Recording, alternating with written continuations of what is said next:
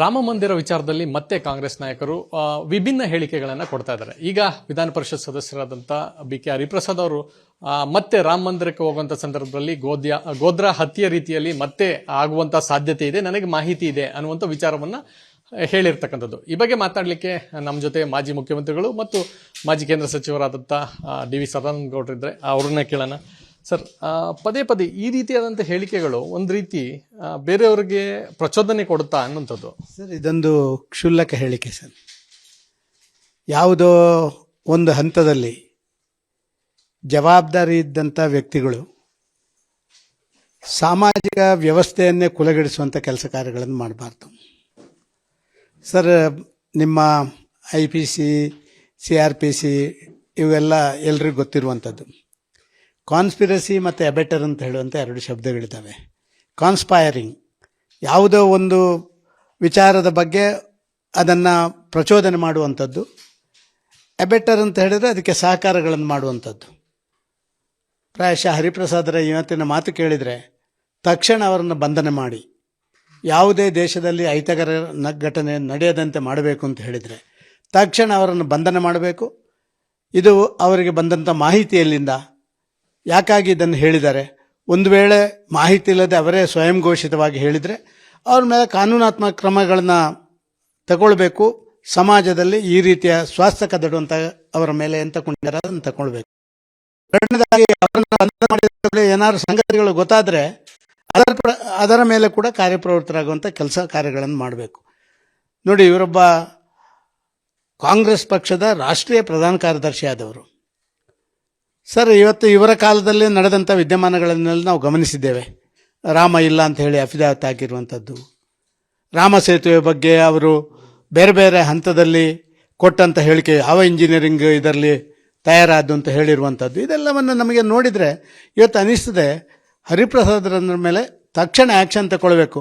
ಈ ಶ್ರೀಕಾಂತ ಪೂಜಾರಿಯನ್ನು ಬಂಧನ ಮಾಡೋ ಬದಲು ಇವರನ್ನು ಬಂಧನ ಮಾಡಿದರೆ ಸಮಾಜಕ್ಕೆ ಒಂದು ಶಾಂತಿ ಆದರೂ ಸಿಗ್ತಿತ್ತು ಮತ್ತು ಎಲ್ಲರೂ ಕಾಂಗ್ರೆಸ್ನವರಿಗೂ ಖುಷಿ ಆಗ್ತಿತ್ತು. ಯಾಕೆಂತ ಹೇಳಿದರೆ ಈಗಾಗಲೇ ಅವರೊಬ್ಬ ರೆಬೆಲ್ ನಾಯಕ ಅಂತ ಆಗಿಬಿಟ್ಟಿದೆ.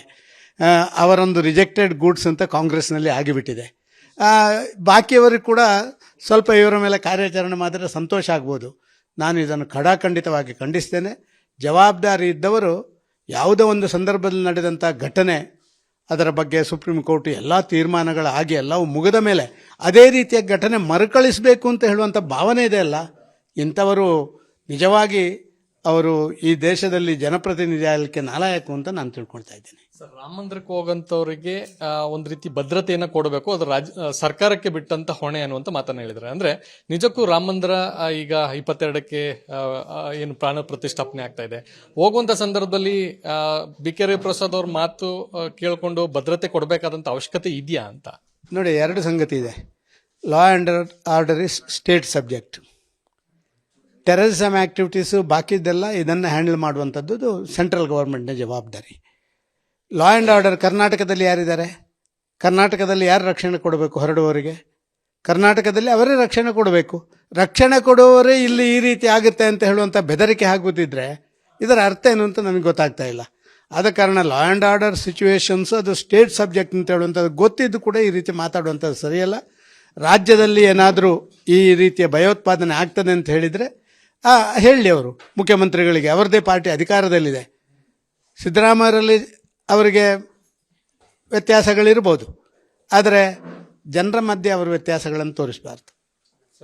ಎಲ್ಲೋ ಒಂದು ಕಡೆ ಸಚಿವರು, ಕೆಲವು ಮಾಜಿ ಸಚಿವರು, ಶಾಸಕರು ಹೇಳ್ತಾ ಇದ್ದಾರೆ ಸಿದ್ದರಾಮಯ್ಯನೇ ರಾಮ ಅನ್ನುವಂಥ ವಿಚಾರ. ಸೊ ಅಂದ್ರೆ ಇದು ಎಲ್ಲೋ ಒಂದು ಕಡೆ ಆಂಜನೇಯವರು ಹೇಳಿರ್ತಕ್ಕಂಥದ್ದು. ಸೊ ಹಿಂದೆ ರಾಮ ಮತ್ತೆ ಆಂಜನೇಯ ಇಬ್ಬರು ಕೂಡ ಸ್ನೇಹಿತರು. ಈಗ ಆ ರೀತಿಯಾದಂಥ ಹೇಳಿಕೆಗಳು ಯಾವ ರೀತಿ ಅನ್ನಿಸ್ತಾ ಇದೆ ಸರ್? ಆಂಜನೇಯ, ಆ ರಾಮಾಯಣದಲ್ಲಿದ್ದಂಥ ಆಂಜನೇಯ ಮತ್ತು ಇವತ್ತಿರುವಂಥ ಆಂಜನೇಯರಿಗೆ ತುಂಬ ವ್ಯತ್ಯಾಸ ಇದೆ. ಇವತ್ತಿರುವಂಥ ಆಂಜನೇಯರ ವ್ಯವಸ್ಥೆನೇ ಬೇರೆ.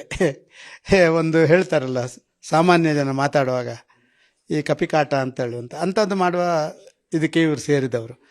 ಆಂಜನೇಯ ರಾಮ ಅಂತ ಅವರಿಗೆ ಕಾಣುವುದೇ ಅದಕ್ಕೆ ಬೇಕಾಗಿ. ನೋಡಿ, ಅವರ ಸಿದ್ದರಾಮಯ್ಯರಿಗೆ ಎಷ್ಟು ಅಪಮಾನ ಮಾಡ್ತಾನೆ ಆಂಜನೇಯರು.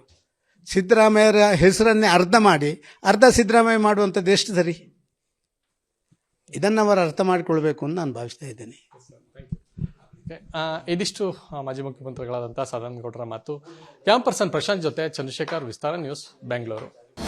ಅನುಕ್ಷಣದ ಸುದ್ದಿಗಳಿಗಾಗಿ ವಿಸ್ತಾರ ನ್ಯೂಸ್ ಯೂಟ್ಯೂಬ್ ಚಾನೆಲ್ ಸಬ್ಸ್ಕ್ರೈಬ್ ಮಾಡಿ. ಹೊಸ ಸುದ್ದಿಗಳ ನೋಟಿಫಿಕೇಶನ್ಗಾಗಿ ಬೆಲ್ ಐಕಾನ್ ಕ್ಲಿಕ್ ಮಾಡಿ. ಲೇಟೆಸ್ಟ್ ಅಪ್ಡೇಟ್ಸ್ಗಾಗಿ www.vistaranews.com ವೆಬ್ಸೈಟ್ಗೆ ವಿಸಿಟ್ ಮಾಡಿ. ಅಂಗೈಯಲ್ಲೇ ಜಗತ್ತಿನ ಸುದ್ದಿ ತಿಳಿಯಲು ವಿಸ್ತಾರ ನ್ಯೂಸ್ ಕನ್ನಡ ಆಪ್ ಡೌನ್ಲೋಡ್ ಮಾಡಿ.